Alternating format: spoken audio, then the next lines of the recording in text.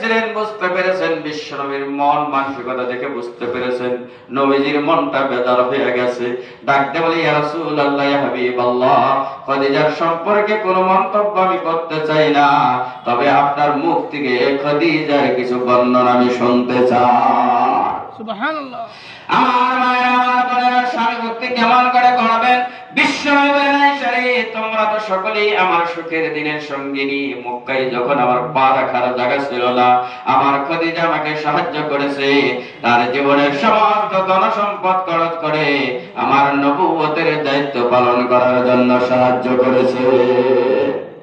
শুধুমাত্র তাই নয়, আমি যখন মক্কার গলিতে গলিতে দ্বীনের দাওয়াত দিতে বের হয়ে যেতাম, মানুষরা আমার কথা শুনতো না, আমার কথা মানতো না, আমাকে পাগল বলতো, আমাকে জাদুঘর বলতো, এমনকি হাতে পাথর নিয়ে আমি নবীর দিকে তারা পাথর পর্যন্ত নিক্ষেপ করতো।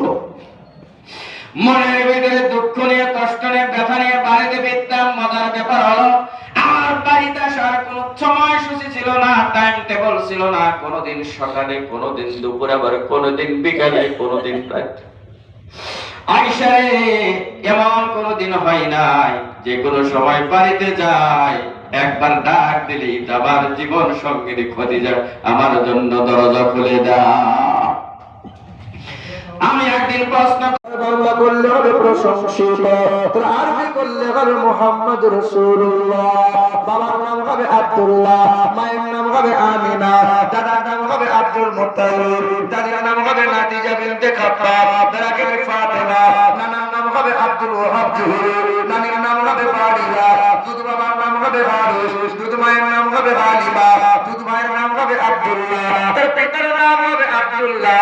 তিনি হলেন মক্কার নবী, মদিনার জ্যোতি, দুই কুলের সাথী, উম্মতের কান্ডারি, আমার আপনার নবী জনাবে মুহাম্মদ রাসূলুল্লাহ। এ মুসলমান বাবারা, ভাইরা আমার, পৃথিবীর জমিন থেকে সর্বপ্রথমে যিনি চাঁদে গিয়েছিলেন, বলো তো ভাই, সেই বৈজ্ঞানিকের নাম কি? Neil Armstrong. সালটা ছিল 1969 সাল, জুলাই মাসের 20 তারিখ, রাত 11টার সময় তিনি চাঁদে পা রেখেছিলেন। সুন্দর কথা বললেন।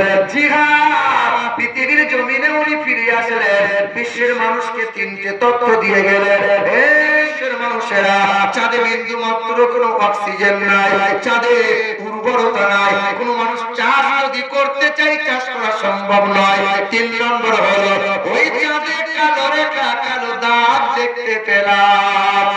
সাংবাদিকরা প্রশ্ন